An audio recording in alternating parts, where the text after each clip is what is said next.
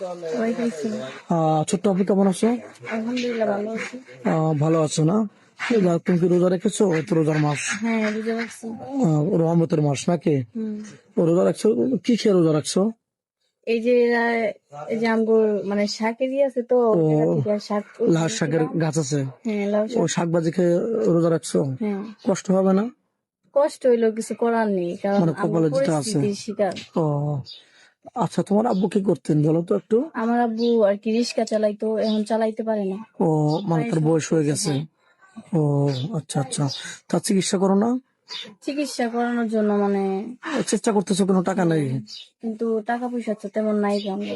ও আচ্ছা, কেউ যদি তোমাকে ভিডিও দেখে তোমার ওই অসহায়তার কথা শুনে, তোমার আবেগ ভালোবাসা দেখে যদি তোমাকে কেউ 5-10 হাজার টাকা হেল্প করতে চায়, তুমি নেবে কি?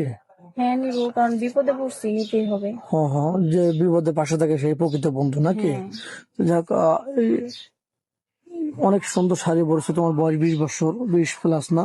হ্যাঁ। আচ্ছা, তুমি কি ধরনের স্বামী চাচ্ছ যে এখনো তোমার মিলছে না, বলো তো একটু? যে আমার স্বামী আমাকে অনেক ভালোবাসবে, আর সে 2 বেলা খেতে দিতে পারলেই হবে।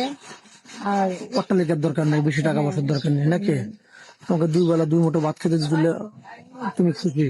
হ্যাঁ আচ্ছা, যাই হোক, কিন্তু টাকা পয়সার দরকার নেই। আচ্ছা, বাংলাদেশের 64 জেলা, তোমার ধরুন নোয়াখালী, ফরিদপুর, চট্টগ্রাম, ময়মনসিংহ, কোন জেলা থেকে বিয়ে আসে, তোমার কোনো আপত্তি আছে না? তোমার দেশে বিয়ে হতে হবে? না, যে কোনো দেশ থেকে আসলে আমি বিয়ে করতে তুমি রাজি। বাংলাদেশের যে কোনো জেলায় বিয়ে বসতে রাজি? হুম, কোনো আপত্তি থাকবে না? না। ও আচ্ছা, স্বামী যা বলবে এটা শুনবে তো? হ্যাঁ। স্বামীর কথা মতো চলাফেরা করবে তো? হুম। নাকি ও স্বামী তোমাকে বাংলাদেশে থেকে প্রবাসে চলে গেলে পরকীয়া লিপ্ত হবে? না। সত্যি বলছো? হ্যাঁ। ও আচ্ছা, যাই হোক, এখন যৌথ ফ্যামিলি ভালো লাগে না তোমার সিঙ্গেল ফ্যামিলি ভালো লাগে? সবাইকে নিয়ে চলতে চাও, শাশুড়ি শ্বশুর শাশুড়িকে নিয়ে?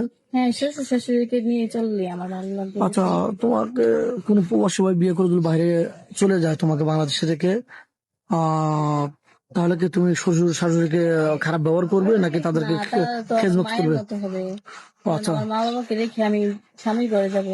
আচ্ছা, তুমি তো কোরআন শরীফ পড়তে পারো? হ্যাঁ। পারো না? হুম। আচ্ছা, রোজার মাসে কোরআন শরীফ খতম দিতে হবে। আর আমাদের প্রবাসী ভাইরা অনেক ভালো, তারা যারা কোরআন শরীফ পড়া জানে তাদেরকে বিয়ে করতে ইচ্ছুক হয় বেশি। আমরা আশাবাদী যে তোমার অনেক শীঘ্রই বিয়ে শাদী হয়ে যাবে ইনশাল্লাহ। কটা খতম দিছো কোরআন শরীফ? 3টা।